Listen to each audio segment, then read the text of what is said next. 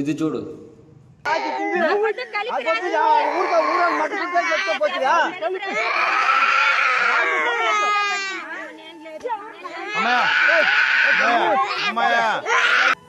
ఒక మహిళ 80,000 రూపాయలు అప్పు చేసింది.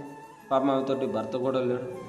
ఏదో కూలో నాలో చేసుకుంటూ 80,000 రూపాయల్లో 60,000 రూపాయలు అప్పు తీర్చింది. ఇంకా 20,000 రూపాయలు బ్యాలెన్స్ ఉందని చెప్పేసి ఆమెను అమానుషంగా చెట్టు కట్టేసి ఇష్టం వచ్చినట్టు తన కన్న కొడుకు కళ్ళ ముందే ఇష్టం వచ్చినట్టు బూతులు తిడుతూ కొట్టడానికి వెళ్తూ నానా బీభత్సం చేశారు.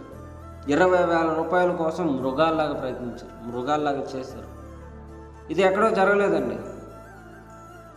మన గౌరవనీయులు ముఖ్యమంత్రి వర్యులు శ్రీ నారా చంద్రబాబు నాయుడు గారు ప్రాతినిధ్యం వహిస్తున్న నియోజకవర్గంలో జరిగింది ఈ ఘటన. బేసిక్గా మన అమ్మను ఎవడన్నా ఏదన్నా అంటే మనకి బీభత్సంగా కోపం వస్తుంది, కొట్టే అంత పని చేస్తుంది. అలాంటిది చిన్న బాబు అవుతుంది.